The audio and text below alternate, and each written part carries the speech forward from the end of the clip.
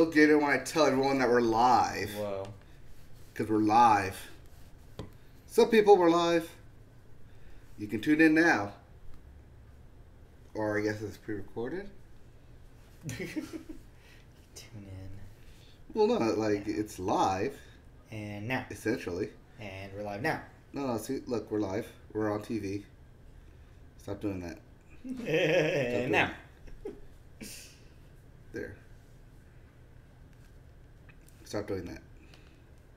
Alright, here we go. We're going. Tell me, Christy, we're live. Oh, Maybe she she'll wants watch. to tune in. Well, we got a couple movies to talk about. Yeah. We do. I'm trying to think if I have any. No, I have no movies. I was supposed to see movies, but every time I suggested it got shot down. So, let's... Well, I'm sorry, we went golfing instead. No, it's okay. That wasn't what I was referring to. Are you referring to Christy? Yeah, I suggested it a couple times and didn't happen. What else? Did I watch no movies that I'm watching TV? No, everything's on mid-season break. Yep, everything's in mid-season break. All right, ready? Nothing. Didn't play the games I was supposed to play either. 3, 2, 1. Hello! Welcome to the Media Boat Podcast. Got a jazzy score of our own making here. It's jazzy. No, that's our theme song. That's our theme song? That's our theme song. We have a jazzy theme song now. Yeah, it's like breaking Changing news. it up. I'm full rammed up right now. Rammed up. This has nothing to do with the Rams losing. I just felt like ramming up. You just feel like a ram. Sometimes you feel like a ram, sometimes you don't. Sometimes you feel like a sheep. Sometimes you feel like a sheep, yeah. I got the ram going. It's the Media Boat Podcast, your source for news about movies, television, music, and video games. Not necessarily in that order, but sometimes in that order. Today is Wednesday, December 19th. This is our pre-Christmas podcast. Next week, we will be back after Christmas with our list extravaganzas. So get ready for end of the year wrap-up. We'll still have a regular show on the 26th. Yeah. But in between those days, we'll have a new top 5, like 10, 5 list. Top 5s for the podcast. Yes. But yes. We will do our annual year-end wrap-up, which we'll do similar to last year. And the year before that. We'll probably talk more about this at the end of the podcast. And the year before that. And the year before that. Yes. I think that's all we got. Yeah, I think that we only have like 3 or 4. We only have 4. But yeah, so Wednesday, December 19th today, this is episode 156? 59? 55? You sure it wasn't 58 last week? 155? No, because we hit 150 Thanksgiving. Right. 50 something. It's only like 155. We're in the 50s. 150s, that is. 150-ish. But yes, my name is Matt. His name is Mike. I'm Mike. He's Matt. Media Boat Podcast says it right there in our title. It says it right there. So let's roll right into it. We first always talk about movies, and we always start movies with the weekend box office numbers. Yes. It was a good weekend, I want to say. Yes, couple new films. It is no longer the reign of Ralph, as Ralph is no longer your number one movie. Ralph is no longer wrecking it. Spider-Man Into the Spider-Verse, however, is your number one movie at $35 million for a debut, which is low. Middling. Yeah. I guess the number one, it's going to say the number one in all the commercials. It's not amazing. It's not spectacular. It's not spectacular. It's not the ultimate price point it could have been. But, hey, it's fine. Is that all you got? Yeah, that's all I got. Okay. I got 3 of them. That's all I know.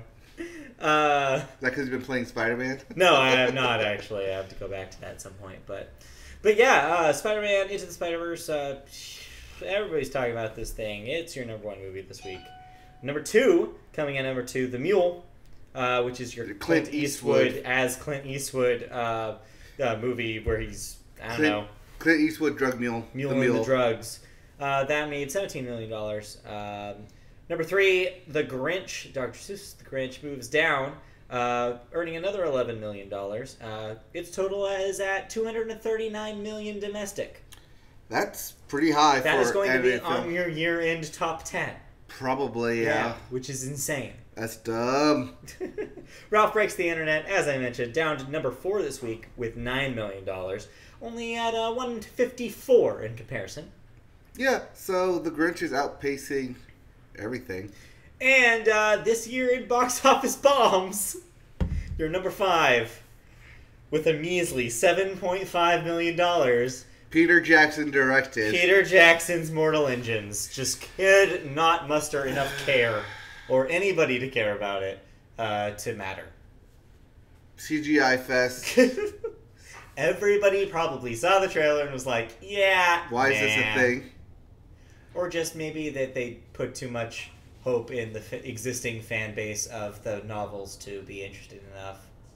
I don't know. Something didn't happen that was supposed to happen with this thing. It sounds like an interesting concept. On paper, in theory. But just something didn't click with audiences. I guess or not. Just nobody. Nope. Or maybe it was just the power of Spider-Man. Just brought everybody in instead. Nah, because even Spider-Man only had 35 million. Yeah, it's just a slow time right now. I think people are in the middle of trying to get shopping done shopping. And everything before the actual Christmas weekend. It'll be interesting to see how all these movies fare in actual Christmas next week. Yeah. Yeah. So we'll follow back up with those movies next week. But speaking of, we have Christmas releases. we do have some Christmas releases. We've got a handful. Yeah, seeing as Christmas is on a Tuesday. So we're going to do 3 different dates here. The 19th, Yes. the 21st, and the 22nd, or 26th. Yes. That is this weekend as well as Christmas, the day after Christmas. Yeah, so this is all the rest of the releases for the rest of the year. Pretty much, yeah. So, first up on the 19th of this week. Already out. So this is out as we speak, as we're recording. Mary Poppins Returns, the long-awaited sequel of sorts to the original Disney Mary Poppins. Yes, they had to wait for the author to die before they could create another Mary Poppins. They had to put out and then make a deal with the estate. Yeah. But yeah, so that is out in theaters now. Yes, Golden Globe nominated Mary Poppins Returns. Nominated family bait film here, so go take your families to that one. Yes. Also, the 21st has your action movies as well as your, I don't know. So these are your Christmas releases, as all the ads are saying. You have Aquaman, DC's Aquaman, finally out. Yes, James Wan directed Aquaman, starring Get your Jason Momoa. Like, if you know any women or any real people that are attracted to men, you've heard a lot about Jason Momoa this year, and this is why. Jason Momoa is in peak physical Aquaman shape. He's in some sort of shape. I don't know. People seem to love it. Whatever shape that is. So yeah, that's out, as well as Bumblebee! Your Haley Steinfeld vehicle. Yes. Literally. Your second Haley Steinfeld vehicle. Yeah. Of the Christmas season. Also, that Steve Carell weird Robert Zemeckis movie, Welcome to Marwen. Yes. I've heard that this is a great concept, but poorly executed. That is exactly what I thought from the trailer. Sounds like a Robert Zemeckis film. Mm-hmm.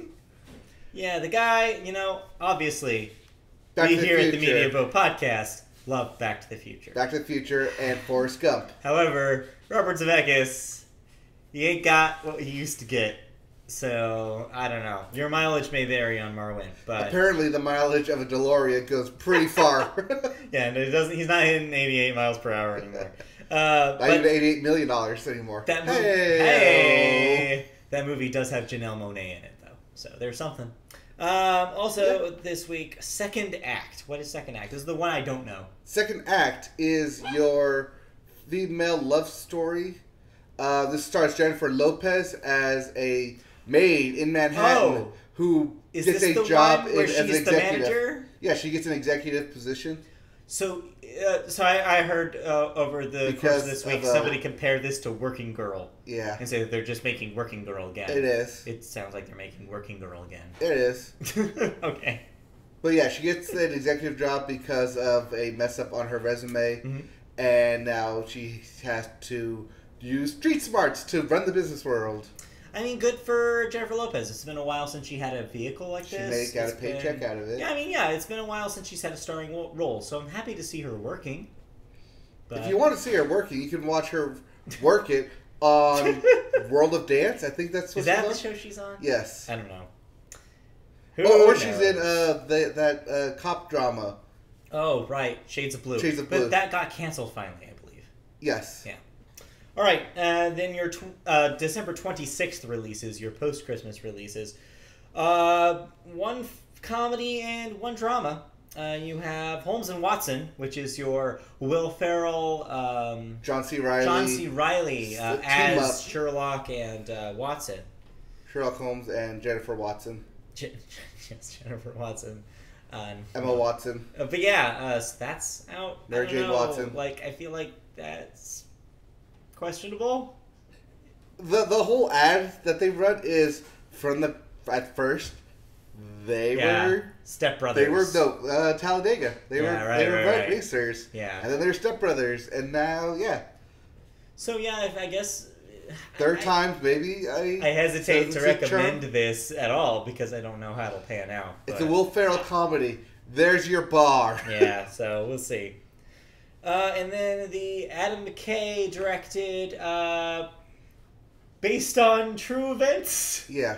Vice, about Dick Cheney. Yes, this thing is getting a lot of award nominations, a lot of buzz, a lot of the end of the year lists, a lot of top 10, top 5 lists. So out of all of these movies, this is probably the one that's like, we could probably safely say, go see it. Yes, we can safely say that this is the one that people will be talking about come award season. Well, I mean, to be fair, I guess this and Mary Poppins. I should be fair. It's like, yeah, it's not going to be as critically beloved, but I'm sure that will be the more seen movie of the two. Most likely, yeah. So yeah, there's a couple of movies to have on your radar, and a bunch of other movies that probably won't. So this is the Christmas release. Yes, everything. Floodgates are open. Yes, a literal release. All right, that's it for new releases. So let's roll into. Have you seen any movies this week? I saw 2 movies. What movies did you see? I saw one in theaters. What movie did you see in theaters? I saw the number 1 movie at the box office. Okay. Spider-Man Into you saw the Spider-Man Spider-Verse. without me. How's Spider-Man? Spider-Man Into the Spider-Verse it's Miles Morales the movie. Well, that's how it was sold. That's how it was sold. Well, and this is a movie with a bunch of Spider-Men in it. Yes. The Spider-Men are a good addition. It was funny. It was hilarious. Phil Lord and Chris Miller produced. So it's got to be good. And it actually is good. Yeah. The style threw me off at first, but I got used to it. It was innovative. It was interesting. And I liked what they were going with it. So I have to give them a ton of props for doing something new. Yeah. Especially from Sony Animation of all people. Animation nerds are loving this thing. Yes. I saw one tweet especially that was reeling over the fact that in just a mere year and a half, the studio that wrapped production on the Emoji Movie switched gears and made this. Yeah. Lest we forget, this is the same Emoji Movie was this team's last release, which of course is in none of the productions anywhere. No, of course not. None of the press releases. It's just crazy to think about that. Oh, it is. Yeah. It's super insane that. Because talk about that's what they a complete revert, like 180 in quality, right? Well, yeah. I mean, it's as if they said, "Well, we're gonna throw up a Hail Mary pass. Here, go do whatever you want. We won't stop you." And they did whatever they wanted. Yeah. Is this the Eddie Murphy one for them, one for me? Yeah. Like thing in action where it's like, we'll do the Emoji Movie because Sony is making us. But hey, we got the Spider-Man property, at least for now.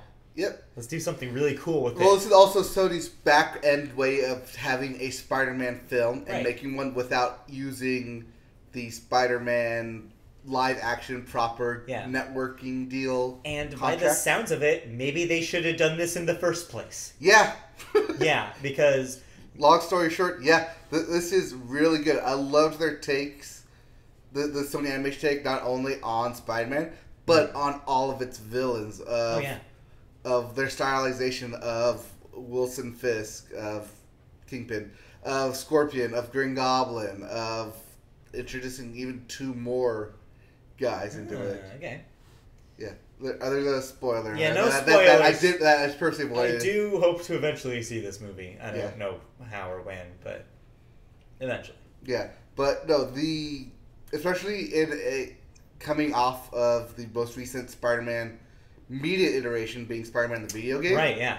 This is like a great companion piece between. I could see that stylistically and because they're both Sony products. Yeah. Essentially. Mm-hmm.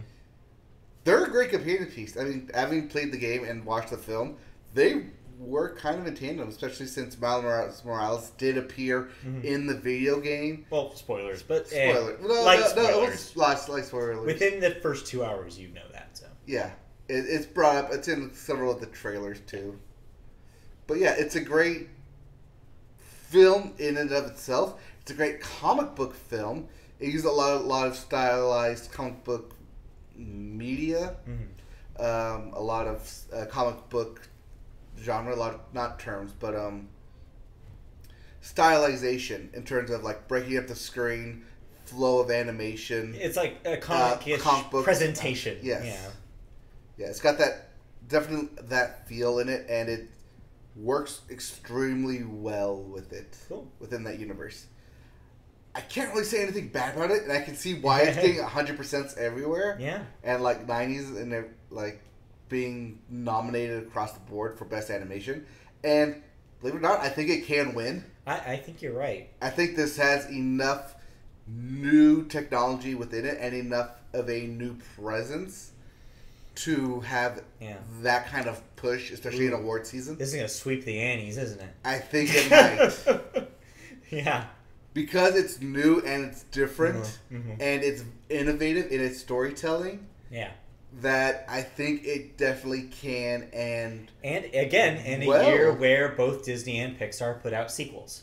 Well, there were mid-league sequels too. They were, well, Ralph, but we like Incredibles 2 a great deal. Yes. It's just very easy to be dismissive of it because it's a sequel. 1, it's a sequel, and 2, this year has been 18,000 years long, and I can't even believe that movie came out this year. Yeah. So it's hard to remember. Like, if we rolled back the tape and listened to that podcast, we were gushing about that. Oh, yeah. That is a good movie. We are. It's like, a good movie. I do not want to say that this was a weak year for a Pixar movie. Just, it was a sequel. And that is gonna be a different kind of look for award season. It always is, especially when you talk about a sequel. Right. That you always have the original film to fall back on. Always do. And it's like, I feel like the only animated movies that I can think of that that go past that is the Toy Story sequels. Right. Well, especially Toy Story 3 because it got nominated for Best Picture of the Year. Best freaking picture! But anyway, we're talking about Spider-Man. Still think Coco got robbed. Anyways. We're talking about Spider-Man Into the Spider-Verse. Yes, we are. But yes, it sounds amazing. It's because it is amazing. It's spectacular. Not ultimate. There will be more Spider-Man. Yes. I loved what they did with it. I love that it wasn't just, we're doing this for the sake of doing it. Yeah. But there was a reason behind it. It did definitely, I feel, open up a lot more of the Spider-Man avenues to people that didn't know about it, that knew that they existed in the first place. I really liked Spider-Woman, Gwen Stacy, played by Haley Steinfeld. Oh, speaking of. Nick Cage was an excellent choice in this. How's John Mulaney? Hilarious. They did have a Japanese version of Spider-Man into this. That's neat. It was stylized, like drawn like an anime, and I thought that was a really great creative decision. That's a neat thing. The Spider Pig, Spider Ham, was stylized and drawn as a Looney Tunes cartoon, which was great. As you need to. Yes, Spider-Man Noir was always in black and white and always had wind flowing, even when they were in a cave, which was hilarious. All right, you need to stop. You need to stop because I want to be surprised by some of these. But it sounds amazing. Everything in it was great, stylized. Everything within it works very well within not only the universe that they glimpse at, but also how that works within the one that they bring it in. Yeah. It's a great film overall. Go see this thing. Okay. All right. I'll be back. All right. Sorry. No, I have a podcast house. But yeah, no, that sounds good. So on the patented, I know what you're going to say here. Media Boat Scale. Stream it, because you got a bunch of other Christmas... No. Go see it. Go see it. Take your family to see it. Christmas Day traditions of going to the movies. Yeah. Good Christmas Day movie. Yeah. It's a great family film. See this instead of Mary Poppins? Is that how far you're going for this? I haven't seen Mary Poppins. I can't make that call. But, yeah. It was one for the kids. We'll get back to you next week. Yeah. Although it was too late already. I know. Okay, well, you said you saw something else, and you said in theaters in a way for Spider-Man that made me think that this other movie was not in a theater. Yes. What did you watch? I watched the foreign film Best Picture winner. You're calling it? I mean, it's probably. Okay. Roma by Alfonso Cuarón. Alfonso Cuarón. I mentioned, it's funny that we're talking about this because in this very house there was an Alfonso Cuarón movie playing. Oh. Can you guess which one it was? Gravity. Last night. It was not Gravity. Harry Potter 3. It was Harry Potter 3. Which is funny because when I put this film on, I was asked, why do we watch this? Like, well, it's from Alfonso Cuarón. Like, well, who did that? Like, who's that? Like, well, he won for Gravity. I didn't see that. Well, he also did Harry Potter 3. I was like, I like that. Like, that's the two you go to, not City of Men or Children of Men. Yeah. Not anything else he's done. But no, Gravity, because it's his Oscar winner. And the third Harry Potter film, because people saw that thing. A lot of people saw that. A lot of people saw it. A lot of people still claim that it's the best one. So, first, what is Roma? And then second, how is Roma? Roma is the story of a family, but more specifically, the housemaid of that family. And think The Sound of Music, but without music. What? The Sound of Music, but not music. Yes. Okay. It takes place in the 1970s. Okay. In Mexico, so there's political turmoil everywhere. Yeah. Although I guess you said in today's world there's political turmoil. Yeah. Turns out. So yeah, not much has changed in Mexico in 50 years or whatever. But that's a Mexico's problem. Roma is a story about this maid who lives in the house and has to basically be the glue that keeps the family together while going through her own struggles. And she's only like a teenager or something. Of course. Because as she is. Yeah. This film starts off slow, but is beautiful to look at. Mm-hmm. About after the inciting incident, 30 minutes into this film, it gets going, and it kind of hooks you. You want to see what happens. But you got to get through that first 30 minutes, because as you're going through, you're like, what? Well, first of all, it's in black and white. Second of all, it's all subtitled. So immediately you're going to be thrown off by everything and be like, why am I watching this? This is clearly a foreign film. Mm-hmm. I want to watch something that's in my face where I can turn my brain off and not have to think about it. But for award season... Oh, this is right up there. This is award bait all over. All of the trappings. Yes. It starts off weird because you're looking at the ground, but you don't know you're looking at the ground. It has a slow, old-timey introduction where they do all the credits in the opening, and then slowly it brings it into where you're at and the location and everything. Everything is in Spanish, because it does take place in Mexico. Like, even the credits are done in Spanish. So immediately you're thrown off, and you're like, what exactly am I watching? And slowly you kind of piece together what it is, what everyone's role is, how everyone works together, and then once you have those bearings, it gets going. But there's a lot of good technical stuff about this. There's a lot of good long takes in this. There's a lot of long, lingering takes as well. This thing is beautifully acted, beautifully shot. I can see why it's getting all these award nominations. Written and directed by Alfonso Cuarón. You have to watch this thing by yourself. But like as I said, the first 30 minutes may be a struggle. By yourself? By yourself. You can't watch this with other people? Oh no, you can watch it with other people. I watch it with other people, but Wait. the first 30... I watched it with Kristen. But the first 30 minutes is definitely a struggle to get over because it's jarring in the sense that you don't know what's going on. Okay. And you have to basically gather from every little piece that's giving you what's happening. Okay. Now, I would ask typically at this point what the for your opinion for the patented media boat scale, but I don't have to. It is a definite streaming because it is streaming. Yes. I believe it did get a limited theater run in order to qualify. It does, yes. It is currently in theaters. At your independent theater. Yes. But you can definitely stream this on Netflix right now. Yes. If you have a Netflix, you have access to this thing right now. Yes. So there's that. Yeah, stream it. It goes places. It makes you feel things, especially at the end. Okay. It definitely makes you feel things. Okay. And that's why it's getting awards. Yeah, I feel like I have to watch this at some point, so I will eventually get around to it. Have a tissue box in hand. Just in case. Always do, if you know what I mean. Just in case. If you know what I mean. Yeah. Tissue box. These are tissues for your eyes. Always. These are tissues for your eyes, though. Okay. Anyways, I think... Any other movies? No, but yeah, Roma, I can see why it's getting those nominations. It should sweep. Okay, it's award season. It's award season. Officially, that was the start. That was the gunshot. Oh no, I thought A Star Is Born was the gunshot. No.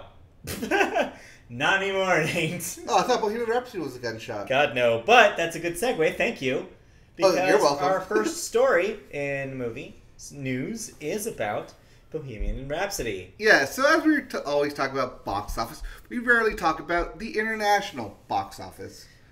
But if you're curious about the performance of this Queen / Freddie Mercury biopic, Bohemian Rhapsody, and how well it's doing internationally, well, here you go. The film has made $600 million worldwide. Not bad.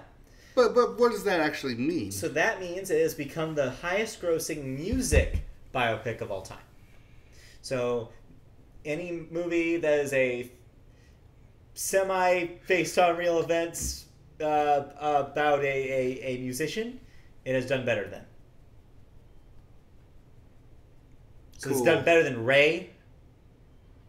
Better than Amy? It's better than... Well, yes. Is that the two we can come up with right now? I think so. Because the other ones that's coming up by are the... Walk the Line? Well, the other ones that come up by are the performance, the concert films. Well, yeah. no. But yes, highest grossing music biopic of all time, domestically, internationally, and worldwide. The film has also, of course, we've reported on this, been nominated for 2 Golden Globes and 2 SAG Awards this week. Yes, SAG Awards were nominated this week. Yes. We're not covering them because those are actors only. Yep. Previous title holders, by the way, The Greatest Showman, because I guess that is technically a biopic. Yes, as we talked about off podcast. I'm glad I didn't see it last year, because the arguments we would have had about that movie if I had seen that movie last year, oh man, our podcast would have never ended. I would have been so pissed if you had it anywhere near your top 5, which I know it was on. I think it was like 6 or 5. I would have been like, no, this movie is trash, and it is the worst. As I said, it was all there because the music was great. I love that soundtrack. No, it isn't, though. It is not great. I like the soundtrack. I don't understand how you could, but we need to move on. And the 2008 film Mamma Mia worldwide, so adjusted for inflation, though. Yes, no, this hasn't been adjusted for inflation. I think Mamma Mia will still pass it via ticket sales. Though, if you're wondering about Fox's biggest film of 2018, it wasn't Bohemian Rhapsody. It was Deadpool 2. No, you're reading that wrong. It was Bohemian Rhapsody. Oh, that's right. It passed Deadpool 2. It passed Deadpool 2, which crossed the $400 million line. So, 2 really financially successful movies for Fox, though. That's now going to be Disney, apparently. Well, yes. For now, the entity that we're currently calling Fox. Yes. All right, let's move on. This is your most esoteric story of the week story here. All right, let's talk about Mr. Luc Besson. Yeah, in like passing reference. This is actually about his company, I guess. Yeah. Europa Corp. Europa Corp. I roped a what now? Europa Corp. Okay. Europa Corp posted a loss of $101 million for the last 6 months as a result of poor theatrical performance of its films in the U.S. You don't say. They also took a $12 million loss on an unknown feature that was greenlit back in 2016 but hasn't been released yet. Rumor is that's a Helen Mirren-driven vehicle. Interesting. But they're not saying what it is. I wonder what Helen Mirren drives. No, I was going to say what Helen Mirren drives was like, no, she gets driven. Yes. She's a driver. No one lets Helen Mirren drive. What do you mean? She was in Fate of the Furious. She drives. Or at least her son's driving that film. Yeah. Her son, Jason Statham. Yeah, that's true. I feel like we've made this joke before. Probably. Just that joke deja vu. Probably when the film came out, we talked about it. Yeah. I think last year. I think it was because you said something about her driving the film. Yes. I think I made the same joke. Anyways, this all comes after Luc Besson, who you mentioned, has been accused of sexual harassment by 9 women, and the company making a deal with Pathé for 3 films over 3 years. That's a whole lot for a studio to deal with. And yes, Luc Besson, no surprise there. That could not be any less shocking to me. It's like, yeah, he seemed like a weird dude. I am shocked. No. Yeah, you don't sound shocked. Nah. The company is now focusing on development of several TV series instead, including The Extraordinary Adventures of Adele Blanc-Sec. That is based off a French book series. Okay. And something called American Flag! With 2 G's. Yes, that's a graphic novel. Okay, that they're adapting into a TV show. All right, well, there you go. Moving on, our next story is about somebody who was already mentioned on this podcast, the Cage himself, Nicolas Cage. So this is on here because this sounds super ridiculous and yet amazing all in the same way. You just described Nicolas Cage, in a way. Well, what is this upcoming project for Nicolas Cage? Well, he's teaming up with the Suicide Club? What's Suicide Club? That is a film. Okay, I thought this was going to say Suicide Squad, and then I read Club, and I was like, this is a typo? Nope. I should double check. Nope. Okay. Suicide Club. Well, Suicide Club director Sion Sono, to make something called Prisoners of the Ghostland. The film's premise is... I know what it says, and I'm already free laughing at this thing. A notorious criminal, played by Nicolas Cage, yes, must break an evil curse, yes, in order to rescue an abducted girl who has mysteriously disappeared. Yep. Yep. That sounds like every Nicolas Cage movie. In fact, the next sentence you wrote was, that sounds like the making of the Cage film and just might be the wildest movie he's ever made. That's according to him. Oh, that's according to him? According to Nicolas Cage. It's maybe the wildest film he's ever made. Wow, okay. Apparently, that's not where the quote ends. He also said about the film, quote, I wear a skin-tight black leather jumpsuit with grenades attached to different body parts. And if I don't rescue the governor's daughter from the state line, where they're all ghosts, and bring her back, they're gonna blow me up. I just imagined that whole thing done by Andy Samberg in character as Nicolas Cage. But no, this is real life. You're gonna blow me up. They gotta save the governor's daughter from these ghosts to lift a curse. And then we steal the Declaration of Independence. Because she has a tattoo of the Declaration of Independence on her back. This just sounds so dumb. And if Nicolas Cage is saying that it's the craziest thing he's ever read, that's high praise. That's high praise. All right, I had to get that in there somehow. I know you did. All right, oh, high praise. Hilarious. Okay, that's it for that one. Lastly, I literally have nothing to add to that because it just says it all. That is gonna be like the B movie of B movies where you have to get drunk to watch this thing. Take at least 1 or 2 40s and enjoy yourself. And then you start the film. And then you start the film. Because only then will it ever make sense. Be on Cage's level. All right. Lastly, in movie news, all right. An update for all our Poke fans out there. Pokemon is getting another rebooted film, and I say that kind of, sort of rebooted. So the last time they put out a movie, last year in Japan, they put out a remake of sorts of the first episode of Pokemon. Of the first couple episodes, I think? Yeah, basically they took the beginning of Ash's journey and redid it, like with completely new animation, with new characters, new plot elements. And it wasn't the Pokemon in it were not limited to the original 151. Right. It was all 700 they could choose from, 800 they could choose from. So they're going to be rebooting something again, but this time in a more direct fashion. They're going to take the original first movie, aka Mewtwo Strikes Back, or I forget what the Japanese title is. It's Pocket Monsters Mewtwo Strikes Back. Is it Mewtwo Strikes Back? Because I feel like that was the American version. I want to say it had a different name. I think it was like Strikes Again. Involving Mewtwo. I think Mewtwo Strikes Again or something. Because the Strikes Back is very clearly a Empire Strikes Back reference. Yes. Which they would have written for the American audience. But I don't know. Anyways, all you need to know is it's a remake of the first Pokemon movie. It will be tentatively titled, I'm guessing, this can't be final, Mewtwo Strikes Back Evolution. That is tentatively what is currently titled. The film has been officially announced and will have a July 12th, 2019 Japanese release. Mewtwo made his initial debut in the first movie back in 98 in Japan, 99 here. But the film will follow the precedent set by the 2017 film, which was, like I said, a reboot of the original Pokemon TV series. This was initially teased at the end of that film, which I have not seen, by the way. Yes. And wasn't confirmed until now. This is an okay idea, I guess. Yeah. The question is does this take the continuity of that last movie and bring that into the plot of the first movie? Or does it take the missing 10 minutes from the American version and add that to Mewtwo's backstory?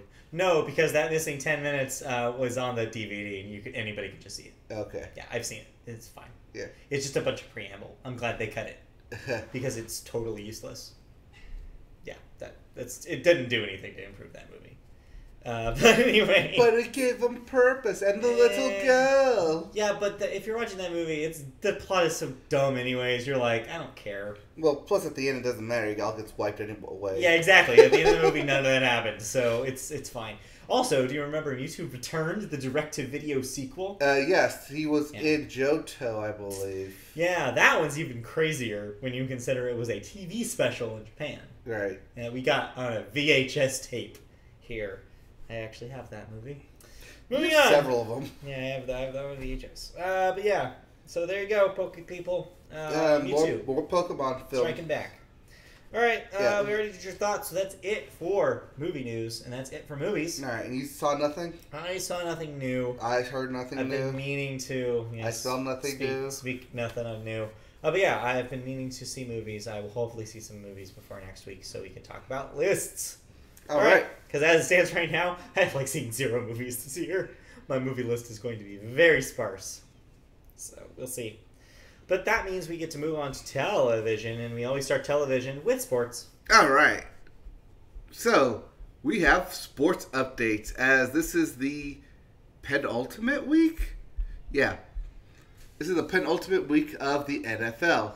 Yes. 2 weeks left. This is also the finals week for your fantasy football teams. Congratulations!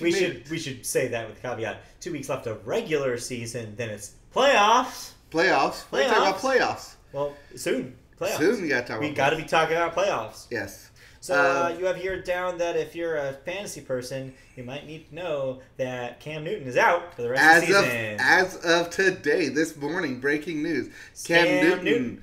Yes, our favorite Scam Newton. Officially done for the rest of the season. Hurt his shoulder, which means the Panthers may just end up missing the playoffs. Yeah. They're one of those bubble teams. Bubble teams. Bubble teams. Bubble team. But yeah, they're probably not going to make it. Oops. Also, if you happen to be playing Cam Newton in your fantasy league, gotta get a new quarterback. with the scrap heap that is left. Yeah. Maybe pick up Mark Sanchez. Get Sanchez. Turns out he's not the starter anymore. What happened? McCoy. Also, fun fact. Because it is Mark Sanchez's 10th year in the league, that means he is gets a paycheck for the rest of his life from the NFL. Cool. Yeah. If I was Mark Sanchez, I would just hang it up. He got tenure. You got NFL tenure out of it. I would just hang it up if I were him. I would just be like, all right, I tried. Didn't work out. I'm going to sit on my money for the rest of my life. Yeah, but he had to be signed this year in order to receive that, the NFL pension. Or could you see him doing commentating? No. No? You don't see Mark Sanchez doing commentating? Maybe for like Pac-12 or college. Really? He goes be the voice of USC? Yeah. It could happen. What if he goes back... Sorry. This is really inside baseball, or I guess inside football. What if he goes back to announce for Mission Games? Replaces that weird low-voiced guy that was always there. And after the game, there's a party at OG's Pizza. I mean, he would be going back to when he peaks. For all I know, that man could be dead. I really hope that man is still alive. Probably. But yeah, I mean, go back to the high hill that you had. Yeah. That mountain of a throne where everything looked great in front of you. Yeah. Back in high school, man, he was the man. He still is the Sanchez. In fact, someone else I was talking to about it mentioned him being the Sanchez. He's the Sanchez. Yeah, he's the Sanchez. He's the Sanchez. New York will always remember him as the Sanchez. Or I guess Jersey, technically. Yes. But whatever. Anyways, we gotta stop talking about Mark Sanchez. What else is going on in the world of sports?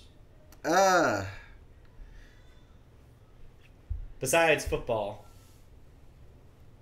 Well, what else do I have? Is that it? Well, you also have something about federal government seeking to regulate sports betting. Oh, I saw this today. By setting minimum standards in a little blurb, in the little like blurb thing, the ticker. Basically, yeah, just changing the laws to set minimum standards for the states. It's not changing the law; it's inventing the law. Oh, okay. Because remember, there is no law currently. Oh, right. Yes, we reported that. Yeah, so it's in regulation. Democrats are gonna create a law for it, create a standard so that way there's a federal standard for placing a bet.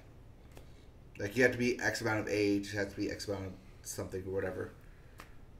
You can't forego or whatever, legal stuff that I don't want to get into or can't get into because I don't know what I'm really talking about. Yeah. Exactly. But let's talk about stuff that we are to know. All right, so that's it for sports? Yeah. All right, let's move into television news.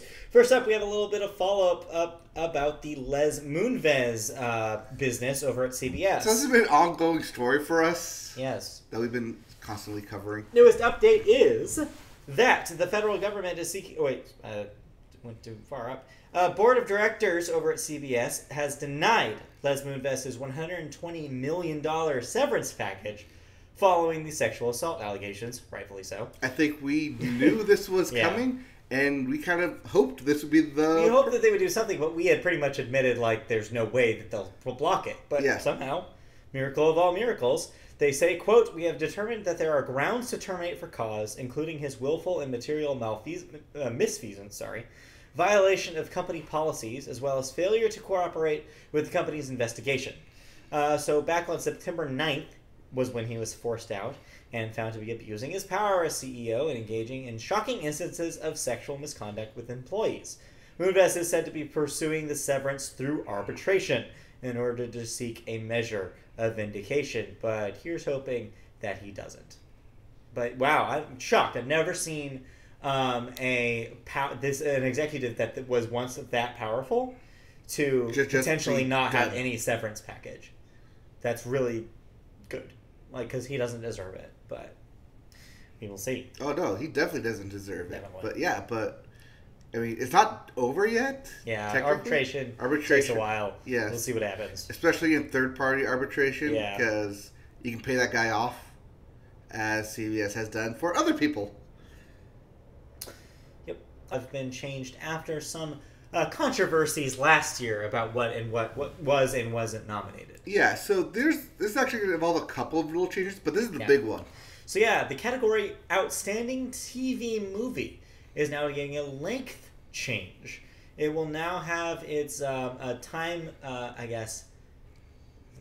minimum moved down to 75 minutes. Moved up to 75 minutes? Moved up to 75 minutes. Okay. So hour-long, this basically eliminates hour-long programs, I guess you could say, from the competition. So this is intended to curb anthology series, which are separate from TV movies, from competing. Like your Sherlocks and your Black Mirrors and your American Horror Stories of the world. Right. They're actually the ones that won the past couple years. This eliminates them from competing, so that way actual TV movies can have that category to themselves. Right. Yeah. There's also a new category created called Outstanding Music Composition for a documentary series or special.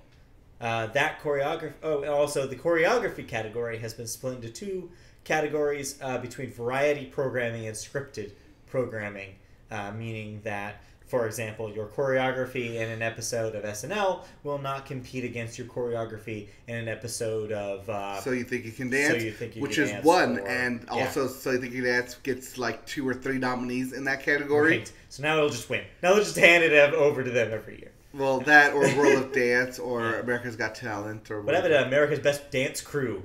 ABDC? Yeah, ABC. ABDC. Yeah, ABDC. Right, ABDC. America's Best Dance Crew. I don't know what happened to that thing. With Joey Chazet? Was JC Chazet involved in that? I don't remember. Yes, he was. Or the Joey Fat one. No, it was JC Chazet. Chazet. Yes. All right, let's move on. So, yeah, some changes. I hope that makes a difference for some people. Well, it'll spread some more awards around. Yeah. Next up, a little update about Ellen DeGeneres. Speaking of Emmy Awards. Speaking of Emmy Awards, she's won a few herself. Yes, she's considering, though, ending her daytime talk show. She's mulling over the end as her contract concludes at the end of 2020. She's renewed her contract back in 2016, but even back then had been close to declining the offer, and is now in the same situation again 4 years later. Her wife, of course, Portia de Rossi, has told reporters that she believes Ellen has other things that she thinks she could tackle, which is right. I could see her getting into all sorts of other deals. Well, she also has Ellen's Game of Games. Right, she hosts a bunch of stuff. She does hosting gigs and voiceovers for commercials, so she has income. Yeah. She's a comedian, too. And if you're wondering exactly how many Emmys that program over the course of its life since 2003 has won? Let's see. So at least one a year. So let's go with 26 at least. Not 30? even close. 30. 40. Up. 50. You're close. 57. What? That program has earned 57 Emmys in the last 15 years. How? With what? For what? They're daytime Emmys. I don't know how it works. All right, let's move on. Lastly, in television news, we have a little bit of a confusing story. A little bit of a nasty story. This is a nasty story. Yeah. So Stoney Westmoreland. If you don't know that name, you're not going to. He is a 48-year-old actor, and he plays, 48-year-old, playing a grandfather. Yes.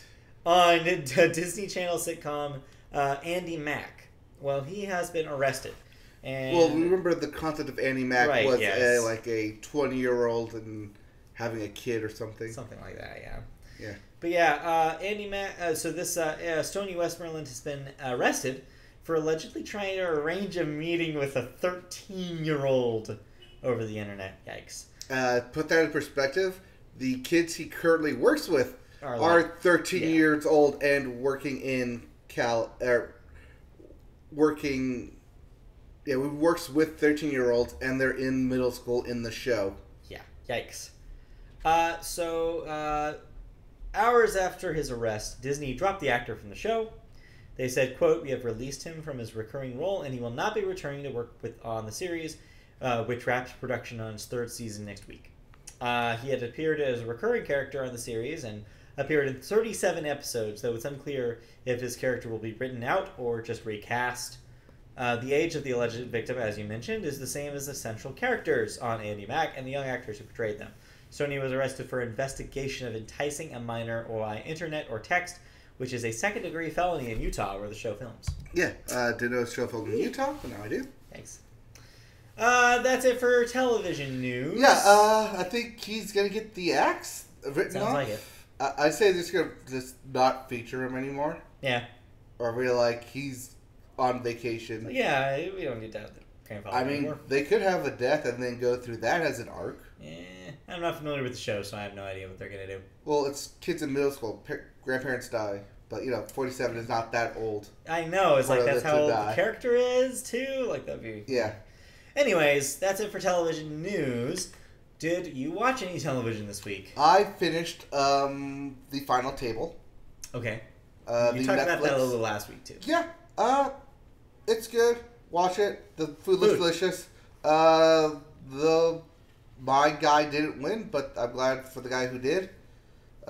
Yeah. It's on Netflix. You can stream it. Watch it. I'm watching Friends on Netflix as well because it's on Netflix. Watched holiday baking shows because 'tis the holiday, 'tis the season, 'tis baking, 'tis delicious. It is.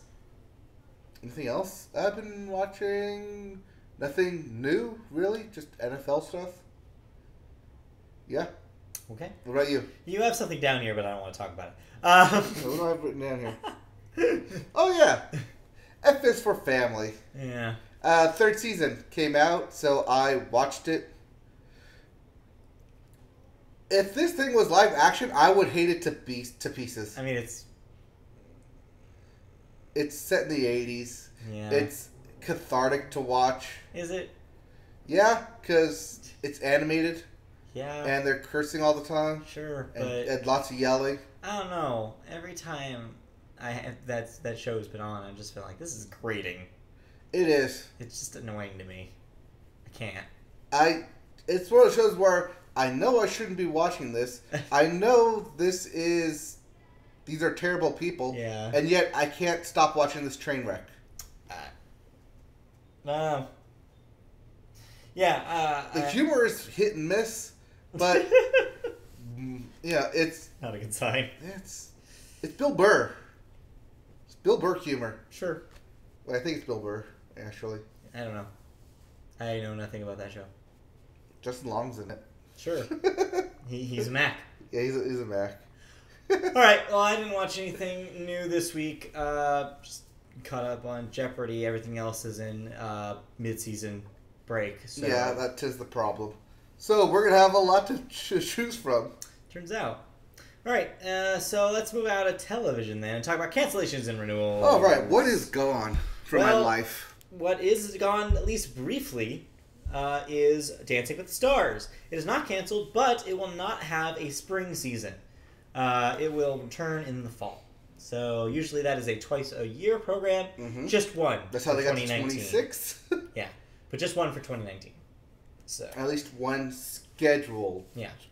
Maybe. They could also pull that and just skip a year. I wonder if that's ABC clearing some space for American Idol to have more of a platform. Probably. That would be smart. Although, I'm surprised that they haven't started promoting that thing as of anytime soon, because that's supposed to be next month, right? It's usually January. Unless they're moving it into the dancing slot, which is might be February. So we'll see. Also, I can see them doing that. Also, cancellations, renewals. We have a renewal. Magic for Humans gets a second season over on Netflix. My Next Guest Needs No Introduction, which is the David Letterman one. Yes. That gets a second season also on Netflix. I dropped off that thing after 4 people. Yeah, I'm not huge on interview shows. Is what I've noticed about myself. The interviews are my least favorite thing about late night shows. It's like I could take her on or leave them. I like putting them on if I'm doing something else. Yeah. But to sit there and watch them. Just sit and watch an interview. Yeah. I don't know what's wrong with me.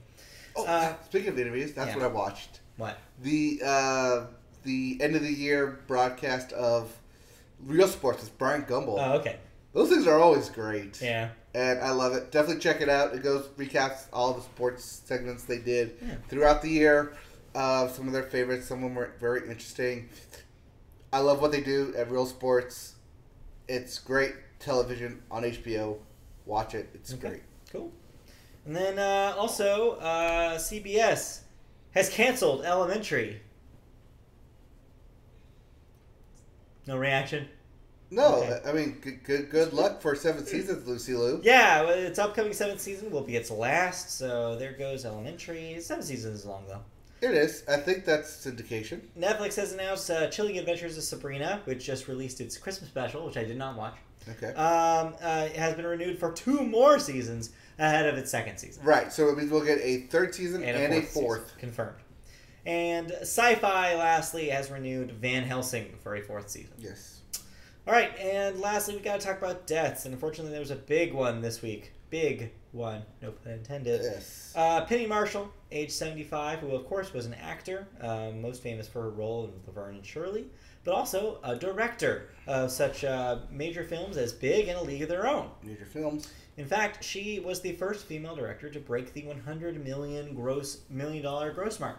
And it would not happen again until Catherine Bigelow for The Hurt Locker. But yeah, an incredibly accomplished director, great actress. I mean, a funny person. Just every time when she would have like a guest appearance on a show, it was always great. Yep. Like she guested on Broad City once. She guested on she guested on like several different shows over time.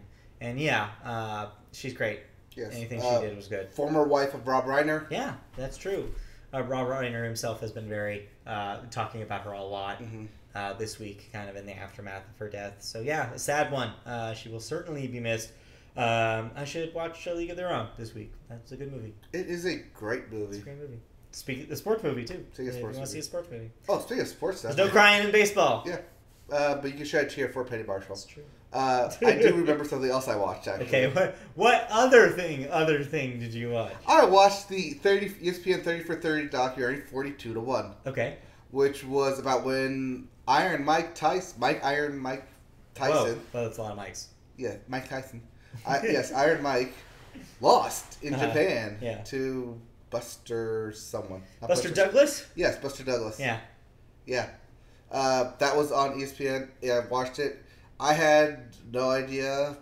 Like, I had the thought of what Mike Tyson did during his career, but being only like 18, 19 years old and being that dominant in a sport it's crazy. Is insane. Yeah. And then watching Buster Douglas and his rise and fall and rise and fall at a 42 to 1 long shot to win is insane. The doc's only an hour long, but it's ESPN 30 for 30, so it's great. It's good. It's going to be good. You pack a lot in. It. Yeah. It was really insightful, especially since I have a general knowledge, but a big gap especially in that era of sports. So it was interesting to watch, and yeah, check that out. It's on ESPN. All right. 30 for 30s are always good. We're going to move on. Yeah, it's time to move on to music, and we always start music with the Billboard charts. All right. Your Hot 100, which is your singles chart. What are we listening to? Number 1 song in the country is still Thank You Next by Ariana Grande. Thank you. Next. Number 2, Without Me by Halsey. Number 3, Sicko Mode by Travis Scott. Number 4, Happier by Marshmello. Number 5, High Hopes by Panic at the Disco. And if that all sounds familiar, it was last week's it one, did not change. However, your Billboard 200, which is your albums chart. Christmas albums are dominating. You would think, but no. No? Instead, your number 1 record right now, debuting at number 1, is the posthumous release Skins by XXXTentacion. Mr. Tentacoin himself. Tentacoin. Number 2, moving down from number 1 from last week, Championship by Meek Mill. Okay. Championship something? I forget exactly. Number 4, Stars Born soundtrack. Still and in number there. 5, debuting in the top 5 this week, Evil Genius by Gucci Mane. Okay, and as we reported last week, there are no new albums coming out. There are no new releases. Nothing else is coming out this week, this week or this year. So listen to what you got. Yep. Which means we move directly into music news. And we got a doozy for the first one. First up, my hips don't lie, but my taxes do. Money does, apparently. She has been charged with tax evasion in Spain, alleging that she avoided $13 million in taxes by claiming to live in the Bahamas while actually residing here in sunny California. No, this is Spain. Catalonia. Catalonia. I read that quickly and read California. Catalonia is not California. No. Shakira changed residences in 2015, where she lives with Barcelona soccer player Gerard Piqué and their 2 sons. Prosecutors claim that she was already living there between 2012 and 2014, and thus should have paid tax on her worldwide income for those years in Spain. They argue that she lived in Spain while only traveling abroad for short periods. This sounds like a weird legal weird jumble, and I don't know how to figure this out, but I'm not a lawyer. This is basically saying that because she spent majority of her time in Spain, she should have been taxed. That she should have been taxed under Spain tax code. Yeah. So yeah, I don't know. I'm not an expert on tax code, so I can't tell you whether Shakira has a chance or not, or to not have to pay all this. We'll see. Excuse me. We will see. Well, I mean, she was living there. Whether she had a... Yeah. I guess it's dependent on if she how had you a... define live. Right, and how you define a permanent address. Right. Whether it was she's just renting an apartment while she lived there, or had like a home as a permanent residence. I don't know. That's ask Shakira. What you gotta do? Ask Shakira's lips. No, her hips. Sorry. Ask Shakira's hips because ask they will Shakira's go on the stand hips. and they cannot lie. They cannot lie. All right. Iggy Pop, also in the news this week.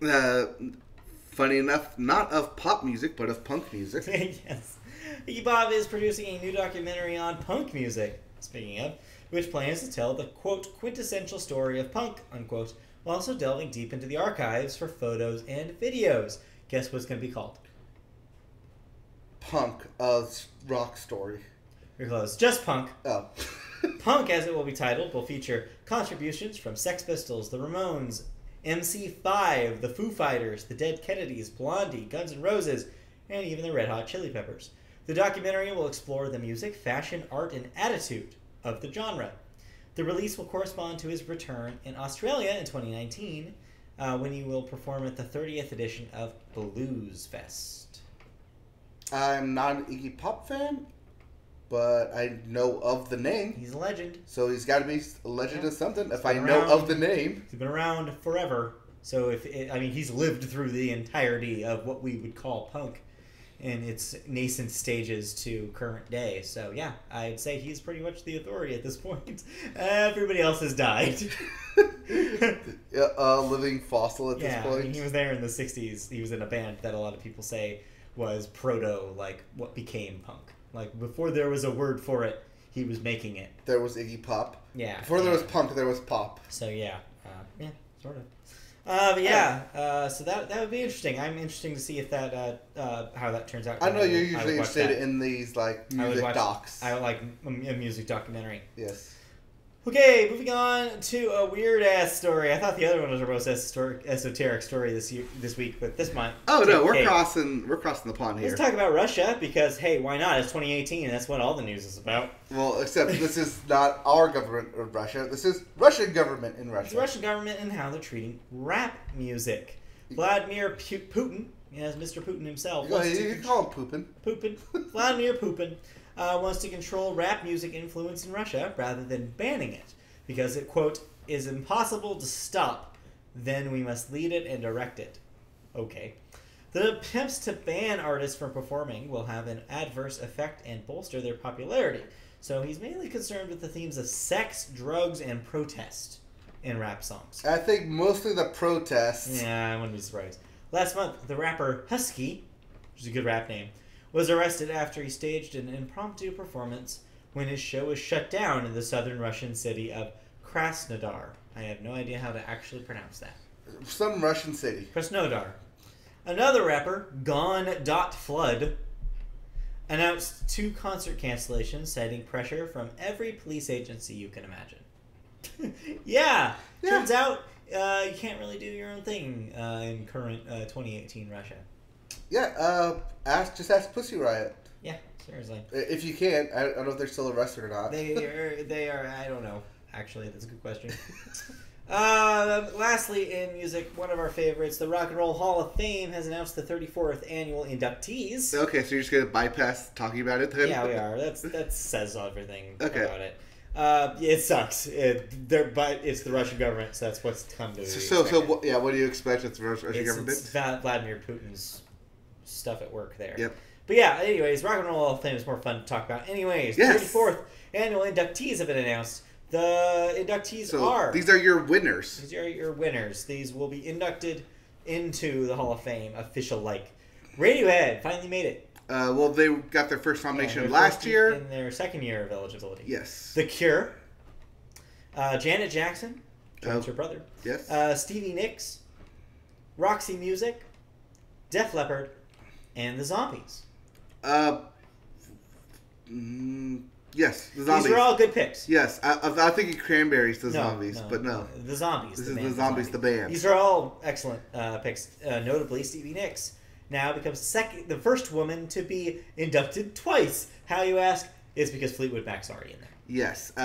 So this is her as a solo performer. Artist, she has been inducted. Yeah, these are all super solid. They all belong there.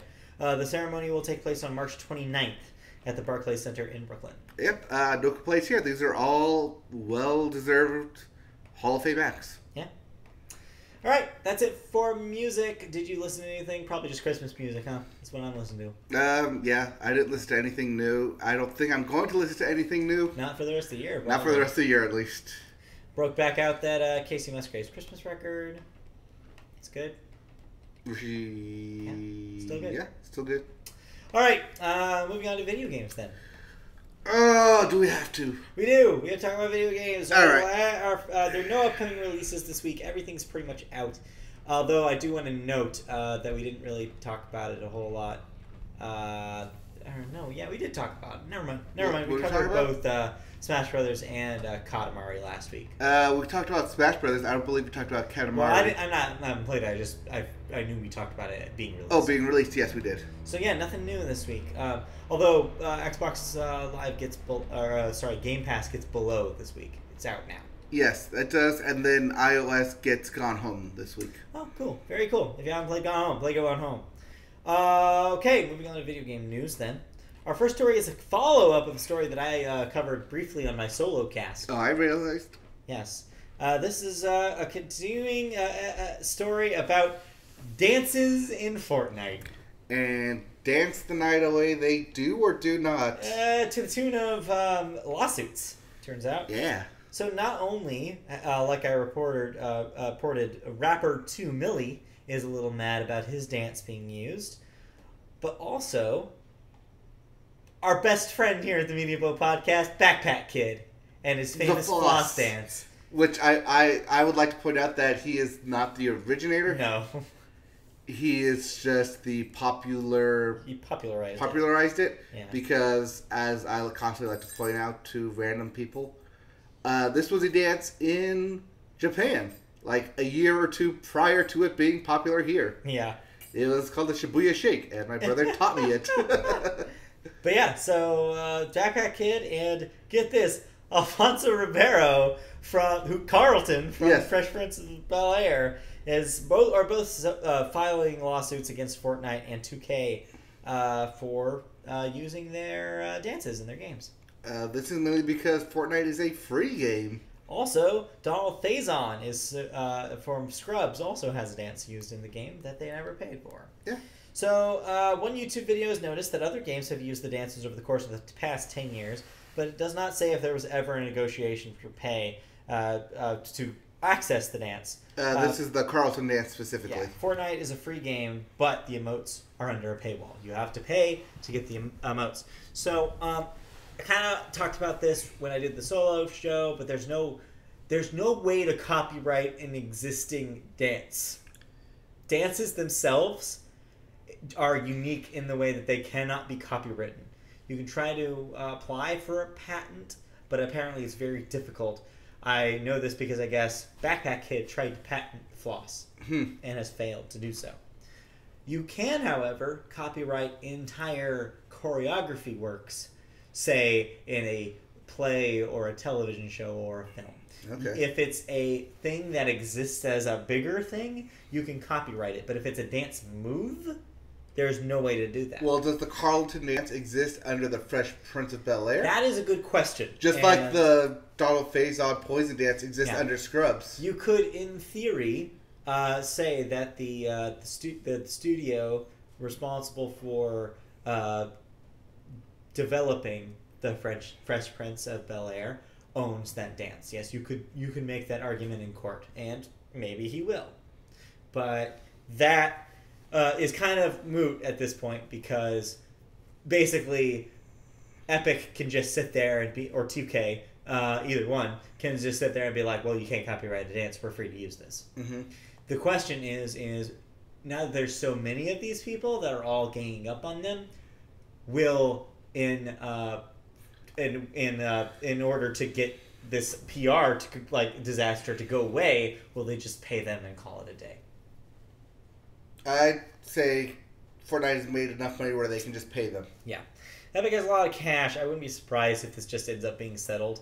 But basically, yeah, technically Epic didn't do anything. Other games have been doing this for a while. It does suck that the people who ostensibly created these dances are not getting paid for the money that's going into them from people buying them. Yeah, that does suck because it sucks to create something and not be paid for it when it's being used. I get that. But at the same time, there's no legal precedent for this. There's no way in a court of law that you can say it is illegal that you did this. All you can do is hope that they'll understand, like, oh yeah, I guess we did kind of rip you off. Which, they know what they're doing. They know where the inspiration for the dance comes from. They know exactly where the dance comes from. But because there is no legal precedent that you have to pay them for it, they're kind of free to do what they want until... a law is put in place about it. So yeah, we'll see how this kind of pans out over the next, probably in the coming new year, because chances are it'll take a while for this to get all sorted. Well, here's the other devil's advocate of it. Because the Carlton dance has been implemented in so many other video games, why pursue it now? Or was he paid for that dance prior? My guess is that because the rapper 2 Milli kind of opened the floodgates, these other people are realizing, oh man, we got to get on this now or never. Because, like I said, get enough people at the same time, then Epic basically has to shoo you away with money because they can't take care of individual, like on a case-by-case basis. That's too much power and too much time and money to worry about. Like, it's easier for them to just write everybody checks and say sayonara. Just be like, all right, we're paid you for your dance. It's probably easier just to pay for a dance than it is to legalize about it. Be in court and try to say that they're in the right. Because money wins. Because legally they probably are in the right, but morally it sucks. Yeah. All right, let's move on. That's pretty much all we can say about that. All right, let's talk about our down the street. Oh, Blizzard. Talking about Blizzard again. They're in the news because of Heroes of the Storm. Well, they're not heroes of this PR storm. Well, so here's the storm. This is an interesting story because I want to note up front, they're not shutting down Heroes of the Storm. Heroes of the Storm will still be a game that you can play. It will still be a game that will exist in some form or another in the esports world. However, Blizzard is pulling all support from it, which means that they're ostensibly taking all cash prizes, all Blizzard sponsorship, all streams, just anything that Blizzard was putting money towards to promote and engage in the community around Heroes of the Storm, wiped off the face of the earth. Yep, all the major developers who worked on Heroes of the Storm are now being shifted to work on a new game. So nothing that's already been announced, but something else being in development. Yes, they say the game is going away and will continue to support with new heroes, themed events, and other events. They will be canceling, though, the Heroes Global Championship and their college competition, Heroes of the Dorm. For Heroes of the Storm? Yeah, in 2019. Yes. This has, of course, led players to vent their frustration towards Blizzard. This has been an internet chaos the last week. A lot of people basically saying, you're taking away people's livelihood. You're taking people's jobs away by not supporting this game. And it's like, not really. But I could also understand that people would be scared. Again, in their vision, in their view, being taken from them and not being supported on a wider scale. Right. Yeah, in a way, I think it should be less that and more like, kind of like if, I don't know, you were putting on a play and you had a rich sponsor, and the rich sponsor was like, all right, I'm done. You seem to have it from here. I'm done. I'm moving on to a different play. Like, that's all this really is. Yeah. It's not necessarily going away. And these people will find other things to do. But I could also understand a fan being pissed that their favorite game is not going to be supported. Especially when a big company from Blizzard, surely you can spare a developer. Right, you would think. Spare they have a developer. Such a huge team. Spare some code. Yes, please. Please, just $100,000 for this tournament, please. So yeah, there's that. Also in the news this week in video games is something that you are knowledgeable about here. Yeah. Your upcoming favorite game of 2019. Already called it. Already calling it. Kingdom Hearts 3. The third Kingdom Hearts game. Yes. I already called it. Kingdom Hearts 3 with just 1.5 months before its release. Yes, it comes out end of January. The game got out into the wild. Well, we already know this game went gold. But now it got released, like the wild animal it is. Somebody unlocked the cage in the middle of the night, and it went around the zoo crazy. So yeah, what happened? Somebody was selling the game on Facebook, claiming to have early access to the Xbox version via distribution center. It is worth noting that the game went gold at the beginning of December is now in the printing process. The man has been caught because he used, stupidly enough, his own Facebook profile to close the sale. So apparently this guy didn't know anything about the game. He just knew that it was going to be like, this is a game that hasn't come out yet, and I know people are excited about it. So if anyone wants to buy it off me for $200, I'll ship it to you. And my understanding is he was trying to ship it for, give it away for $100. Yeah, it was reasonable, surprisingly. Not could have been way worse. Oh yeah, yeah. Especially for this AAA game that people have been waited literal years for. Literal years. So yeah, I mean, games get leaked like this all the time. This is just a weird, funny example of that kind of thing happening. Yeah, apparently only 10 copies were sold before he was caught. So, needless to say, your favorite Twitch streamer still does not have access to Kingdom Hearts, nor will they until January. So don't worry about it. It is of note that even press release, or people in the press, have not gotten their hands on this game yet. Yeah. So yeah, this was it's not like someone was test playing it, for a review and then handed it to their friend who went on to sell it. No. Right. This is literal printed copy taken off the taken out of the box of the warehouse. But yeah, I'm looking forward to this thing coming out for one reason. So I can stop talking about it? Well, no. I was going to say because I want to watch you stream this thing. Oh, okay. Because this will be the first time that you're playing a game and we're not in the same house anymore. Yeah. So I'll have to actually tune in when you go live. I'm like, all right, I'm going to watch this stupid game that I'm never going to play. I'm going to watch somebody else play this. An expert, so they can actually explain to me what the hell is going on. I can explain what's happening. Yeah. All right. So that's Kingdom Hearts 3. Next up. We have a fun story. The last story in video games is a fun little story. Yeah, let's end on a high note here. It's about a him, Mario. It's a him. It's a him, Mario. Well, more specifically, it's the voice of Mario, Charles Martinet. Martinet has been accepted into the Guinness Book of World Records for voicing the same character over 100 times. Although he didn't beat anybody for this title. I mean, what would the record be for it? It just so happens that the just released Super Smash Bros. Ultimate gave him that 100. Yeah, it's a nice round number. The next closest would be the character Luigi, but hey, that's also him. So there you go. Turns out if you voice a very popular character in a video game, you'll probably end up in the Guinness Book of World Records at some point. Those residual checks for voicing Mario. Oh my god, I can't imagine. Okay, which one's this for? Yeah. Oh, it's Super Smash. Oh, this one's Brawl. Oh, this one's tennis. Oh, this one's Olympics. So many Mario games. So many Mario.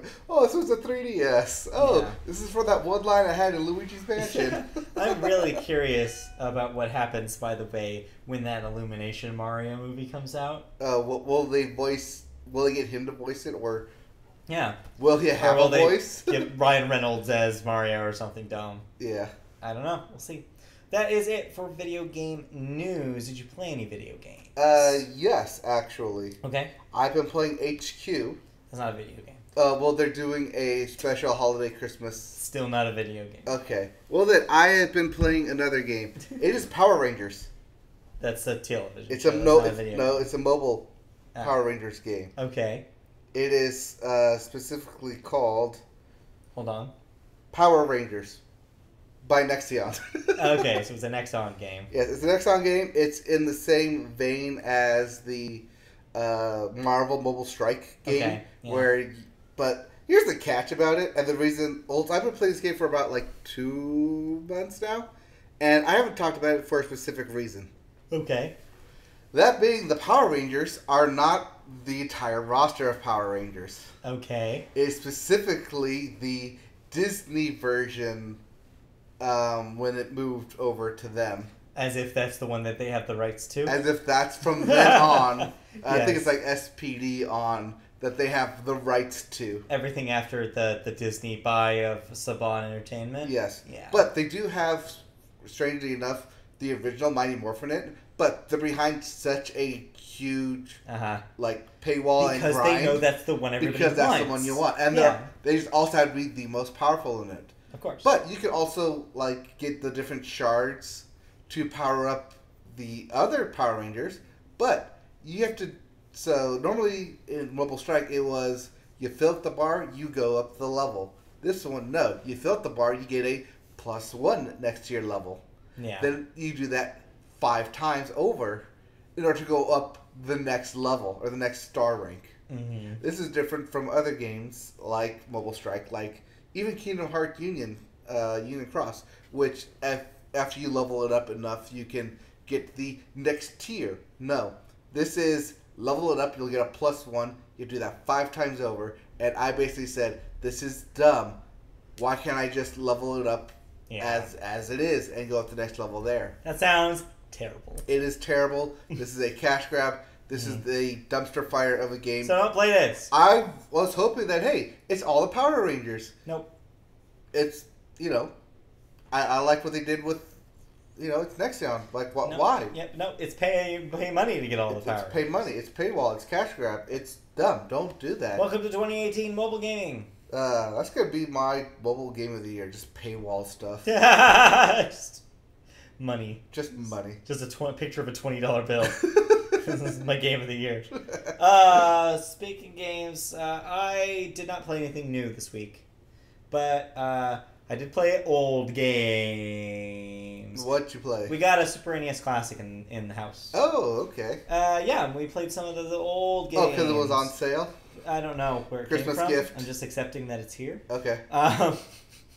I don't care where it came from. It could have dropped out of the sky for all I know. It could have dropped out of the back of a truck. But yeah, I'm thrilled. I'm thrilled because it's really awesome. And there's so many games on the thing that I want to play really badly. But so far, we played some Super Mario World because, of course.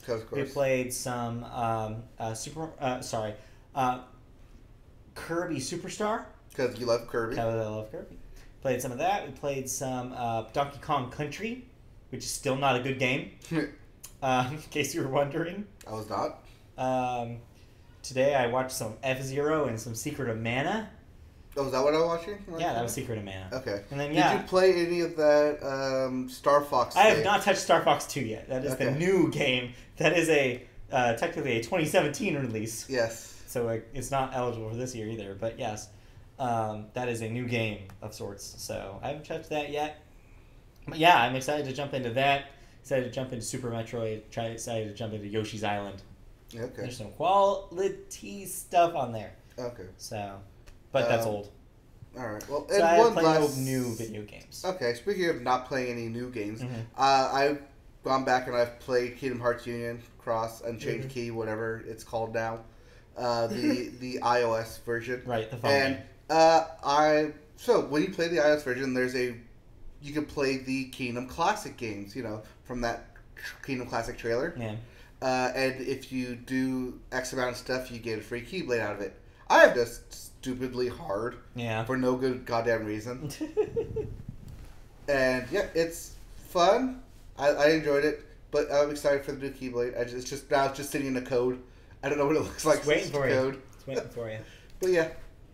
All right. Cool. Well, that is it then. I played a lot of drinking games. Does that aren't video games.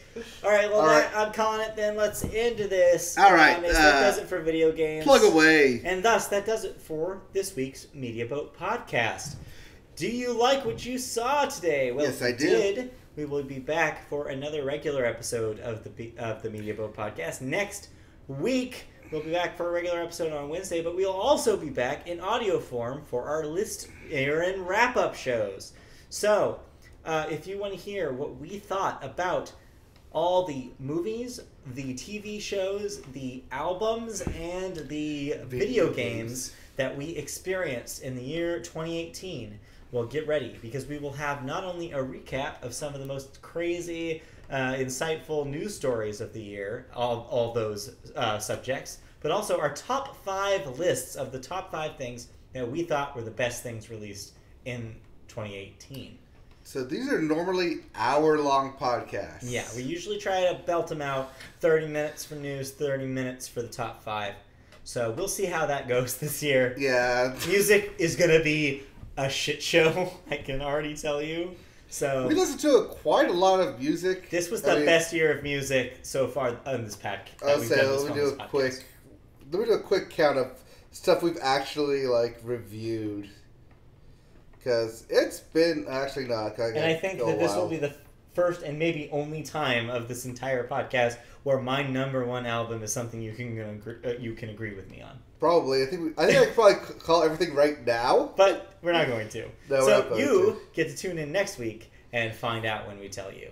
Then we'll also have, like you said, a regular podcast on our regular scheduled day on Wednesday as well. So look forward to that. I'm not sure if we will be live, but if we are live, that's on youtube.com. Just search youtube.com, search Media Boat Podcast in youtube.com, and you'll find us. If you want to hear the audio versions of that podcast and the other podcasts I mentioned, you can find that on Apple Podcasts under Media Boat Podcast, or any of your RSS feed-driven podcast catchers as well. You can find us on social media. We're at Media Boat Cast on Twitter. On Facebook, search Media Boat Podcast on Facebook. But hey, you know what? Maybe don't use Facebook anymore. How about that for 2019? I might phase out promoting Facebook on this podcast. Probably. It's just every new news story the last month that comes out. It's like they were giving this to this company and they were screwing us over to the government and stuff. It's like, yeah, I'm kind of done with hearing about how terrible Facebook is as a platform. So yeah, maybe we don't mention them after the new year. You can also find us... I don't have a lot of anime in my list. Hey, you watched a lot of anime this year. I did. I watched more than I should have. Or normally do. It's true. But yeah, you can also find us streaming video games. Like I said, Kingdom Hearts 3 in January on twitch.tv/MediaBoat. So look forward to that after the new year. And you can also support us on Patreon. If you like this but think it could be better, well, you know what way it could be better is if we had money. Money that could help us with other kinds of video content.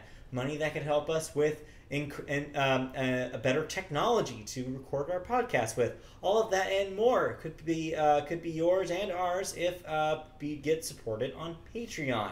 But if you can't quite shoot for the stars like that, you can help us out with as little as $1 a month. That is a fourth of a coffee at the old Starbucks.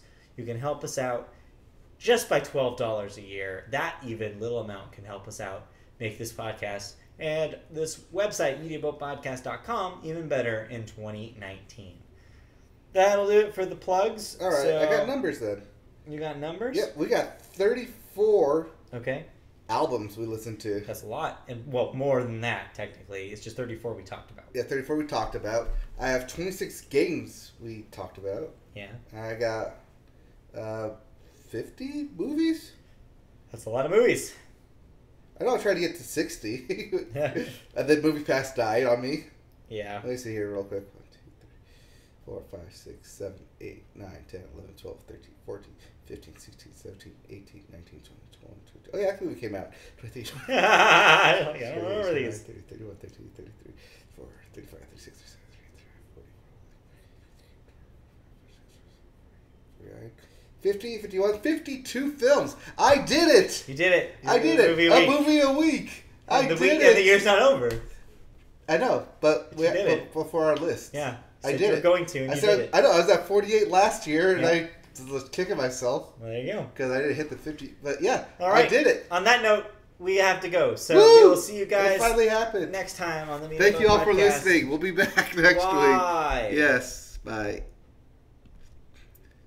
YouTube after show. Nothing happened. Nope. Nothing. So bye. So bye. I actually have to go get to dinner. Yeah. All right. Bye. Bye.